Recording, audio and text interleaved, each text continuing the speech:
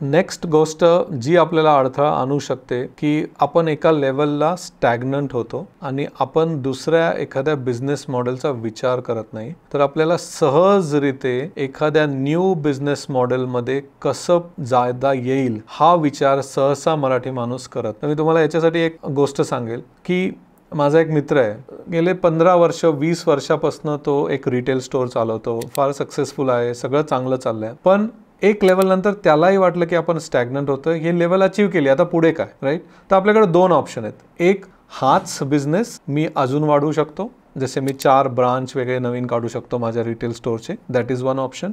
मी franchise देऊ शकतो, that is another option. किंवा याच बिझनेस मॉडेलचा मी पिवोट करू शकतो का, मी जर थोडंसं वेगळं जाऊ शकतो का. ह्याचे 2 फायदे आहेत. जेव्हा आपण स्टॅग्नंट होता ना, तर बिझनेसला खाली जाण्याचे पण काही चान्सेस असतात. देर इज अ चान्स की खाली जाऊ शकतं, बंद होऊ शकतो. त्यामुळे आपल्याला स्मार्टली पिवोट करायला लागतं दुसऱ्या डायरेक्शनला. तर त्यांनी काय केलं, त्याचा जो स्टोअर होता त्यांनी खूप आधीपासून विचार केला की मला आता ऑनलाईनमध्ये जाणं फार जरुरी आहे. तर या बिझनेसमध्ये, ऑनलाईन बिझनेसमध्ये जाणं फार जरुरी आहे, तरच मी मार्केटमध्ये टिकण्यापेक्षा मी ग्रो होणार आहे. तर त्यांनी स्मार्टली काय केलं, त्याच्या बिझनेसला ऑनलाईनमध्ये कन्वर्ट करायला चालू केली. वेळ लागला पण तो बिझनेस ऑनलाईनमध्ये कन्वर्ट झाला. हीच गोष्ट तुम्ही तुमच्याबद्दल करू शकता. आम्ही स्वतः कॉमसेन्समध्ये we started as marketing agency, पण आम्हाला कळालं की मार्केटिंग एजन्सी कुठेतरी जाऊन थांबणार आहे, ती स्केल नाही होणार आहे जर आम्ही टेक्नॉलॉजी नाही आणली. तर आम्ही टेक्नॉलॉजीची एजन्सी चालू केली आणि टेक्नॉलॉजीमुळे आम्ही आज एवढे मोठे झालो. तर हे जेव्हा तुम्हाला बिझनेस मॉडेल पिवोट करण्याची वेळ येईल ना, ती फार महत्त्वाची, आणि